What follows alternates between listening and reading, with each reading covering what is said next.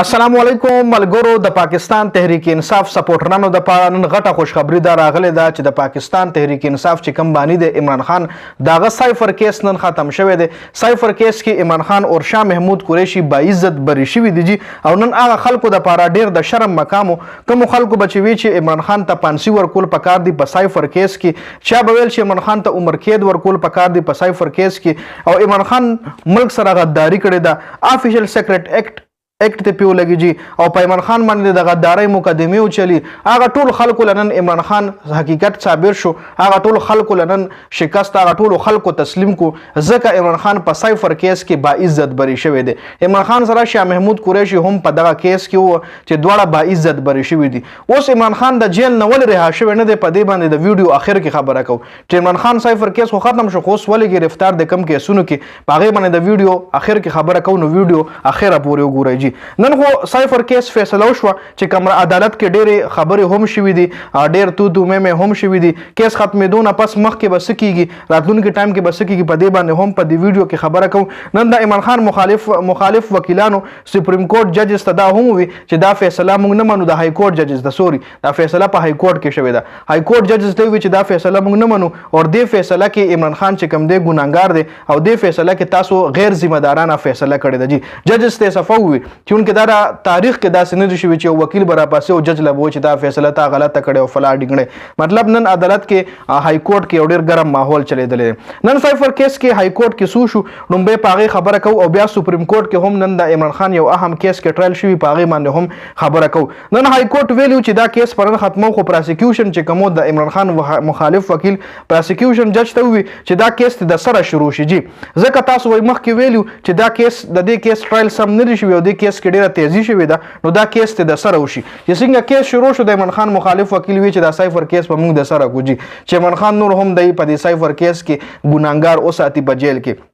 نو جسټس عامر فاروق ورته وی چې عمده خبره تا کړې وه چې په دې کیس کې ټرایل ډېر زبردست شوي دي کله چې د عمران خان خلاف فیصلې راتلې نو تا وی چې ټرایل ډېر زبردست شوي دي او زه ته مطمئن یم هغه ټایم کې دا څومره چې هم عمله په دې عدالت کې ناسته ده وایي دې ټولو له دې خبرې پته ده چې هغه ټایم کې تا وی چې ډېر زبردست ټرایل وشو او اوس ته وی کیس ته د سره شي. بیا ورته جج دا هم وی چې آیا تا دا ثابته کړه چې سایفر عمران خان ځان سره ایښی و یا تا دا ثابته کړه چې سایفر عمران خان پټ کړی دی دا تا ثابته کړه هغه ورله وویل چې نه لکه مطلب دی تر اوسه دا ثابته کړی هم نه د عمران خان مخالف وکیلانو چې سایفر عمران خان سره دی یا عمران خان کې خلې یا عمران خان پټ کړی دی لکه مطلب هیڅ قسم فزیکلی چې کوم پریزنټیشن د عمران خان سره دی ثابت نه کوجی. او بیا د دې کیس فیصله بیا چې وایي جج صاحب چې کوم دی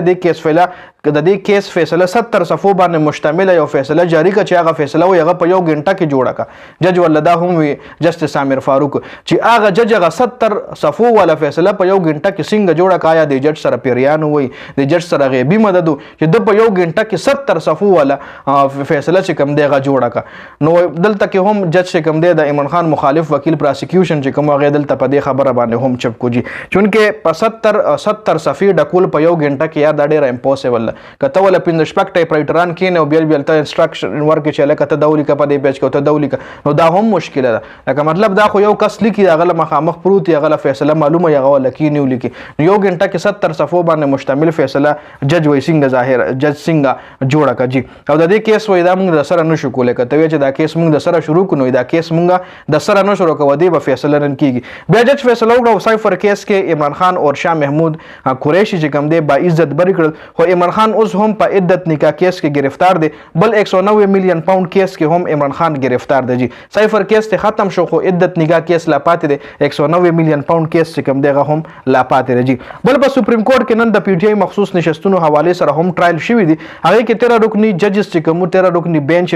او فل بینچ کوم دا کیس اوریدل دی د کیس کې جج نن نومبه تاسو کړو چې آیا یو پارټی نه انتخابي نه خواغشته شي نو آیا دغه پارټی ختم شو آیا دغه پارټی نه ټول حقوق تاسو انتخابي نه سره شته شي مطلب دا غیر نور څه حقوق پاتې نشو چې انتخابي نه خاطر لاړه پهله خو جج ته دا تاسو کو چې څنګه تاسو مطلب پی ټی آی نه یو نه خېشتو سره دا ټول حقوق واغشتل پی ټی آی خپل فهرست وای آیا او بل خطا پوسه دا کو چې آیا پی ټی آی خپل فهرست فهرست چې کومو د مخصوص نشستونو هغه الیکشن کمیشن له جمع کړو وکیلان ولوي چې او بالکل جمع کړو خو الیکشن کمیشن ته هغه فهرست نو ایشتلې هغه د غشتونه انکار کړو بیا ورته جسټس اتر من الله وی چې ول یار تاسو الیکشن کمیشن وکیلان ته وی چې صرف تاسو یو پارټي په الیکشن کې ټارګټ کړی و او بیا الیکشن کمیشن سنی اتحاد کونسل ولې پاغي باندې ولې ابجیکشن وکړو 13 ججز چې کوم دي ټولو ډیر غټ سوالونه الیکشن کمیشن وکیلانو نو کول چې مطلب دی چې تاسو دا ولې دا فیصله داسې ولې وکولې مو یو پارټي ټارګټ کړی دا ولې مو یو پارټي نه صرف د بیٹ نه خښتونه ټول